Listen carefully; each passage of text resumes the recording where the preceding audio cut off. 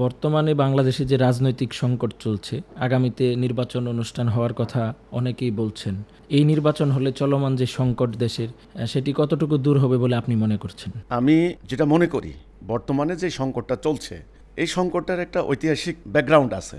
এই সংকটের কারণটাকে আপনাকে বুঝতে হবে। কারণটা হচ্ছে এই, বর্তমানে যে রাজনৈতিক, সামাজিক, অর্থনৈতিক, বিচারিক, সামরিক, আমলাতান্ত্রিক এই যে ব্যবস্থাটা চলছে, বর্তমানে যে ব্যবস্থাটা, সিস্টেম যেটা দিয়ে রাষ্ট্র কাঠামো চলে, এটা ঔপনিবেশিক যুগের ব্রিটিশ আমলের তৈরি করা, এক কথা বলতে পারি মানুষের তৈরি করা ব্যবস্থা। এই ব্যবস্থা ইতোমধ্যেই অকার্যকর প্রমাণিত হয়েছে, ব্যর্থ হয়েছে, ভুল প্রমাণিত হয়েছে। এই সিস্টেম চালু থাকার ফলে আমাদের এখানে রাজনৈতিক দুর্বৃত্তায়ন বন্ধ হয় নাই, অর্থ পাচার বন্ধ হয় নাই, এখানে অফিস আদালতে ঘুষ দুর্নীতি বন্ধ হয় নাই, আদালতে বিচার প্রক্রিয়া দুর্নীতি বন্ধ হয় নাই। কাজে আপনি যে বলছেন যে আগামী দিন নির্বাচন হলে কি চলমান এই ব্যবস্থার পরিবর্তন তারা করবেন? করবেন না। যেহেতু আগামী দিনের ইলেকশনে যারা বিজয়ী আসবেন, তারা এই চলমান মানুষের তৈরি এই পুঁজিবাদী তথাকথিত গণতান্ত্রিক এই ব্যবস্থাটাই কায়েম করার চেষ্টা করবেন। ফলে অশান্তি আরও বাড়বে, অশান্তি কিন্তু কমবে না। হ্যাঁ, ইলেকশন হলে একটা জনগণের নির্বাচিত প্রতিনিধি ক্ষমতা আসবেন, কিন্তু ইলেকশন হলেই যে একেবারে শান্তির সুবাতাস বইবে, এটা আমি মনে করি না। কাজে আমি মনে করি এই চলমান ব্যবস্থা কায়েম রেখে, বিদ্যমান রেখে, এটাকে প্রতিষ্ঠিত রেখে যতই ইলেকশন করেন, আসলে শান্তি আসবে না। এটার পরিবর্তন করতে হবে। দেশের যে সার্বিক পরিস্থিতি, রাজনৈতিক, অর্থনৈতিক বা সামাজিক প্রেক্ষাপট বলেন, মব সৃষ্টি হচ্ছে বিভিন্ন জায়গায়। তো এই পরিস্থিতিতে আগামী সংসদ নির্বাচনটা কতটুকু অবাধ এবং সুষ্ঠু হতে পারে বলে আপনি মনে করছেন?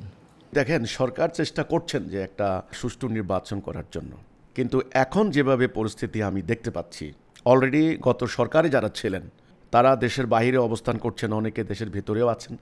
তারা ইতোমধ্যে লকডাউন কর্মসূচি, ঘেরাও কর্মসূচি, অবরোধ কর্মসূচি শুরু করে দিয়েছেন। গত কয়েকদিন আমরা দেখেছি প্রায় 40 থেকে 50টা বাসে অগ্নিসংযোগ হয়েছে, ইতিমধ্যে মানুষ মারাও গিয়েছে। 1 নম্বর। 2 নম্বর, যারা আগামীতে নির্বাচনে বিজয়ী হওয়ার আশা করছেন, তাদের দলের মধ্যেও নমিনেশন বঞ্চিত বা মনোনয়ন প্রাপ্ত এদের মধ্যে মারামারি, সংঘাত দলের মধ্যে এবং অন্যান্য ধর্মীয় সংগঠনগুলির মধ্যেও তারা চেষ্টা করছেন ঐক্যবদ্ধ হওয়ার জন্য, কিন্তু সেটাও সম্ভাবনা ক্ষীণ। তা আমি মনে করি এখন যে অবস্থা চলছে, বর্তমান যে বিদ্যমান রানিং সিচুয়েশন, এটা যদি কন্টিনিউ করে, তাহলে আমি কোনো সুষ্ঠু নির্বাচনের কোনো সম্ভাবনা দেখি না। যদিও সরকার খালি আশা দিয়ে যাচ্ছেন, নির্বাচনের আশা নাই। আমার কথাই হবে একটা, এই বর্তমান ব্যবস্থাকে বাদ দিতে হবে। এটা ব্রিটিশ আমলের ঔপনিবেশিক যুগের ব্যর্থ জীবন ব্যবস্থা। মুসলমানরা এটা মানতে পারে না। ইসলামের বেসিক কনসেপ্টের সঙ্গে এটা সাংঘর্ষিক। আমাদের কোরআন আছে, আমার সামনে আছে কোরআন। এই কোরআন আমাদের জীবন বিধান, রাষ্ট্র পরিচালনার বিধান। এই কোরআন দিয়ে আমার দেশ চলবে, সমাজ চলবে, রাষ্ট্র চলবে, আদালত চলবে, কোর্ট কাছারি চলবে। এখন যে ব্যবস্থা চলছে, এটা কোরআনের বাহিরে, এটা শিরিক, কুফর, এটা কোনো মুসলমান মানতে পারে না। তাদের ইমান থাকবে না, তাদের ইমান নাই অলরেডি। তো আমরা বলেছি বিদ্যমান চলমান এই ব্যবস্থা অলরেডি পরীক্ষা নিরীক্ষা হয়ে গেছে, এটা অলরেডি এক্সপেরিমেন্ট করা যা দরকার হয়ে গেছে, এর ফলাফল আমরা দেখেছি, এটা ব্যর্থ। এখন এখান থেকে বেরিয়ে আসতে হবে। আপনি বলেছেন আগামী নির্বাচন সুষ্ঠু হবে কি না এই সরকারের আমলে। আপনার আওয়ামী লীগের যতই আপনারা নিষিদ্ধ করেন, কিন্তু তারা তো হাওয়া হয়ে যায়নি। এর আগেও কিন্তু বিরোধী দলকে, জামাতকে, অন্যকে নিষিদ্ধ করেছে, তারা কিন্তু হাওয়া হয়ে যায়নি। হরতাল, অবরোধ, অগ্নিসংযোগ আমরা এগুলো দেখেছি। তো কাজে এখন যে পরিস্থিতি চলছে, এই পরিস্থিতি যদি কায়েম থাকে, আমি কোনো সুষ্ঠু নির্বাচনের আশা করি না। হিজবুত তাওহিদ, যেটি দীর্ঘদিন যাবৎ বাংলাদেশে কার্যক্রম পরিচালনা করছেন আপনারা, লক্ষাধিক আপনাদের যেই সদস্যরা রয়েছেন, তো তারপরও কেন আপনারা বাংলাদেশের রাজনীতিতে একটা রাজনৈতিক সংগঠন হিসাবে এখন পর্যন্ত আবির্ভাব হয়নি আপনাদের? এই প্রশ্নটা কিন্তু অনেকেই আমাকে করে যে আপনারা পলিটিক্যাল পার্টি করছেন না কেন, রাজনৈতিক প্রক্রিয়া আসছেন না কেন। এই প্রশ্নের একেবারে সিম্পল উত্তর, সরল উত্তর হচ্ছে এই, বর্তমান যে রাজনৈতিক ব্যবস্থাটা, আমি ব্যবস্থার কথা বলছি, সিস্টেমের কথা বলছি, এই ব্যবস্থাটা আল্লাহ রসুলের প্রক্রিয়া নয়, এটা কিন্তু বুঝতে হবে। এটা ব্রিটিশরা যখন আমাদেরকে 47 সালে স্বাধীনতা দিয়ে চলে গেল এই ভারতবর্ষে, তখন তারা এই রাজনৈতিক প্রক্রিয়াটা তারা চালু করে দিয়ে গেছে। এর যে মূল ভিত্তি, এর যে মূল কথা, সেটা হলো পাশ্চাত্য রাজনৈতিক দর্শন। অর্থাৎ স্বার্থের জন্য আপনি পলিটিক্স করবেন, যার টাকা আছে, যার পয়সা আছে, অর্থাৎ এলিট শ্রেণী, সোজা কথা। তারা কোটি কোটি টাকা বিনিয়োগ করে রাজনৈতিক দলগুলির থেকে নমিনেশন কিনে, তারা ইলেকশনে ইঞ্জিনিয়ারিং করে, জনগণের মনস্তত্ত্বকে তারা ডাইভার্ট করে, মিডিয়াকে কন্ট্রোল করে, নানানভাবে তারা ক্ষমতায় যাওয়ার জন্য চেষ্টা করে। এটা কিন্তু ইসলাম প্রতিষ্ঠার পথ নয়। আমরা এটার নাম দিয়েছি ধাপ্পাবাজের রাজনীতি, ধাপ্পাবাজি খেলা। এটা একটা বক্র পথ, এটা ভুল পথ। তো এই জন্য আমরা চলমান বর্তমান এই রাজনৈতিক প্রক্রিয়ায় অংশগ্রহণ করব না। ইসলাম যেহেতু একটা আলাদা জীবন ব্যবস্থা, আল্লাহর প্রেরিত, ইসলাম কিভাবে রাষ্ট্র ক্ষমতায় যাবে তার প্রক্রিয়াও আল্লাহ দিয়েছেন। সেই প্রক্রিয়াটা হচ্ছে নবী করিম সাল্লাল্লাহু আলাইহি সাল্লামের রেখে যাওয়া প্রক্রিয়া। সর্বপ্রথম তাওহীদের উপরে জনগণকে ঐক্যবদ্ধ করা, ঐক্যবদ্ধ জনশক্তিকে নিয়ে একটা বিপ্লব সৃষ্টি করার মধ্য দিয়ে দিন প্রতিষ্ঠা করা। তো এই জন্য চলমান, বর্তমান, বিদ্যমান এই রাজনৈতিক ব্যবস্থার মধ্যে আমরা যাব না, এটা আমাদের ডিসিশন। আমরা দেখছি যে দেশের যে ইসলামিক যে রাজনৈতিক দলগুলো আছে বর্তমানে যারা কার্যক্রম পরিচালনা করছে, অনেকগুলো ইসলামিক রাজনৈতিক দল ঐক্যবদ্ধ হওয়ার চেষ্টা করছেন, যে তারা বলছেন যে সমস্ত ইসলামিক দলগুলো একসাথে হয়ে আগামী নির্বাচনে জয়লাভ করে ওনারা ইসলামী শাসন ব্যবস্থা বাংলাদেশে প্রতিষ্ঠা করতে চান। তো আপনি এই পরিস্থিতিতে কি মনে করছেন যে ইসলামিক দলগুলো ঐক্যবদ্ধ হয়ে আগামী দিনে বাংলাদেশের ক্ষমতা গ্রহণ করতে পারবে? দেখেন, এটা একটা খুবই দুঃখজনক কথা আপনি বললেন, যেখানে কোরআনের শিক্ষা হচ্ছে যে তোমরা ঐক্যবদ্ধ হয়ে আল্লাহর রজ্জুকে ধরে রাখো। সেখানে অন্য সেকুলার দলের কথা বাদ দিলাম, বাম দলের কথা বাদ দিলাম, তারা কোরআনের কথা বলে না বা কোরআনের শিক্ষা তারা ফলো করছেন, আমি ওদের কথা বাদ দিলাম। যারা ইসলাম চায়, ম্যাক্সিমাম এই মাদ্রাসা ব্যাকগ্রাউন্ড, কোরআনের আয়াতেরা ওরা পড়ে, ইসলামী দলগুলা, পলিটিক্যাল পার্টি বলেন আর নন পলিটিক্যাল, তারা তো ঐক্যবদ্ধ হওয়ার কথা আল্লাহর হুকুম মোতাবেক। তারা এখানে আজ পর্যন্ত ঐক্যবদ্ধ হতে পারেননি। ঐক্যবদ্ধ হতে না পেরে তারা নিজেরা হানাহানি করেছেন, একদল আরেক দলকে দোষারোপ করে এভাবে কিন্তু ইসলামের ঐক্যের সুতা কেটে দিয়েছেন।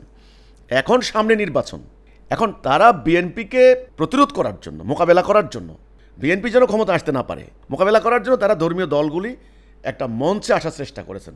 8টা নাকি 9টা দল তারা একত্রিত হয়েছেন। তারা বলেছেনও, তারা ব্যাখ্যাও দিয়েছেন যে এইটা আমাদের জোট না, এইটা আমাদের কোনো ঐক্যবদ্ধতা না। দেখেন, এটা আমাদের সমঝোতা। আগামীতে ইলেকশন হবে, ইলেকশনে যেন আমাদের ভোটগুলা, মানে ধর্মপ্রাণ মুসলমানের ভোটগুলা যেন একটা বাক্সে পড়ে। আমি মনে করি এই ঐক্য আসল ঐক্য নয়, এটা তাদের মনের ঐক্য নয়, তাদের হৃদয়ের ঐক্য নয়, আল্লাহর জন্য ঐক্য নয়, স্বার্থের ঐক্য, নির্বাচনী বৈতরণী পার হওয়ার ঐক্য। এই ঐক্যের মধ্যে আল্লাহর সাহায্য থাকবে না। যদি আপনি ইসলামের কথা না বলতেন তাহলে আমি এই প্রসঙ্গ বলতাম না। ইসলামের কথাই যখন বলছেন, এখানে আল্লাহর ইন্টারভেনশন অত্যন্ত জরুরি, আল্লাহর হেল্প অত্যন্ত জরুরি।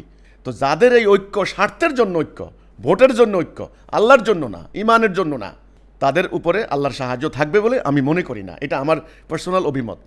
তো আমরা দেখেছি যে 2024 সালের জুলাইয়ে যে আন্দোলন, গণ আন্দোলন, গণ অভ্যুত্থান বাংলাদেশের হাজারো লাখো ছাত্র জনতা যেটি সংগঠিত করেছিল, তো জুলাই আন্দোলনের যে স্পিরিট ছিল বা যে লক্ষ্য ছিল তাদের, সেটি কি এখনো তাদের যে লক্ষ্যটা সেটি ঠিক আছে কিনা, বা ভিন্ন কোনো ফায়দা লোটার চেষ্টা করছে?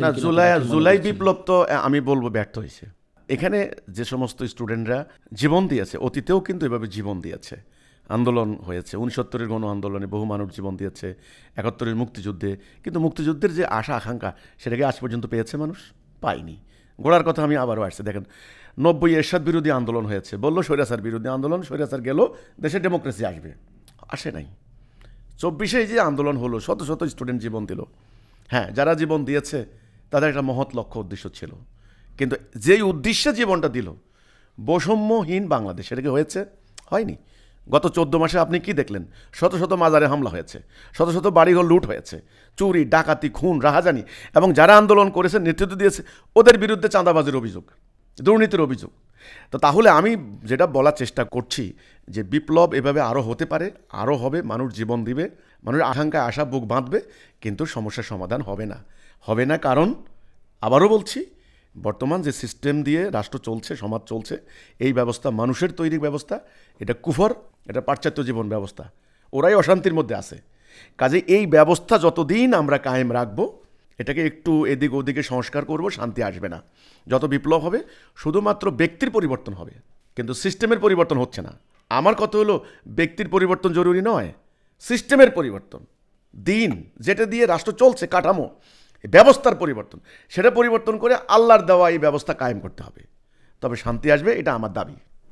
আচ্ছা, সবশেষ প্রশ্ন আপনার কাছে, যে বর্তমান প্রেক্ষাপটে আপনি বাংলাদেশের যে 18 কোটি সাধারণ মানুষজন রয়েছেন বা দেশ এবং প্রবাসে যারা অবস্থান করছেন, তাদের উদ্দেশ্যে আপনার পক্ষ থেকে কিংবা আপনার সংগঠনের পক্ষ থেকে কি বার্তা আপনি দিতে যাচ্ছেন? যারা প্রবাসে আছেন এবং যারা দেশের আপামর জনগণ, তাদের সকলের উদ্দেশ্যে আমার যে বার্তা, সেই বার্তা হলো, আমি যেটা বলতে চাই, বা হিজবুত তৌহিদ আন্দোলন যেটা বলতে চায়, সেটা হচ্ছে এই, আজকে পৃথিবীতে যে অশান্তি চলছে, চরম অশান্তি, এখন 3য় বিশ্বযুদ্ধের দ্বার প্রান্তে মানুষ, অলরেডি আপনার 8 কোটি মুসলমান উদ্বাস্তু, যদি মুসলমান হিসাব করি, তাহলে পৃথিবীতে 57টা মুসলিম রাষ্ট্র, আমরা 240 কোটি মুসলমান, টোটাল জনসংখ্যার প্রায় 31% আমাদের। কিন্তু দুনিয়াতে সবচেয়ে নিপীড়িত জাতি আমরা। আমি তো বলেছি 54 বছর হয়ে গেল দেশ স্বাধীন হওয়ার পর, আপনার একটা দিন বাদ নাই হানাহানি, চুরি, ডাকাতি, খুন, হামলা, পাল্টা হামলা, অর্থ পাচার চলছে। এই অবস্থার মেইন কারণ হচ্ছে আমরা আল্লাহর হুকুম থেকে সরে গিয়েছি, আল্লাহর হুকুম বাদ দিয়েছি, আল্লাহর বিধান বাদ দিয়েছি। এই পৃথিবীতে আল্লাহ আমাদেরকে সৃষ্টি করেছেন, তিনি এমনি এমনি সৃষ্টি করেননি।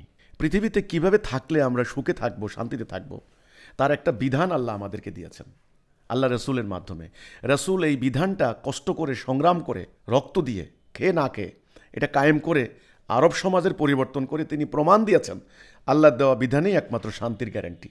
আমার কথা হলো, আমার বার্তা, বিদেশের যে সমস্ত থাকেন প্রবাসী ভাইয়েরা, কষ্ট করে অর্থ এখানে পাঠান, বৈদেশিক রেমিটেন্স, কিন্তু লুটেরার দল দেশটাকে শেষ করে দিয়েছে। আজকের খবর 21 লক্ষ কোটি টাকা এই দেশ বর্তমানে ঋণগ্রস্ত। আমি আপনি আজকে যে বাচ্চারা জন্ম নিবে তার মাথার উপরে লক্ষ টাকা ঋণ, ঋণের জালে আবদ্ধ হয়ে গেছে দেশ। উন্নয়নের নামে টাকা লুট করা হয়েছে, অনর্থক উন্নয়ন পরিকল্পনা করা হয়েছে। তো এগুলি করেছে। এখন এই ব্যবস্থার একটা এলিটিজম চলছে, এখানে একটা নৈরাজ্য চলছে, এখানে লুটের একটা মহোৎসব চলছে।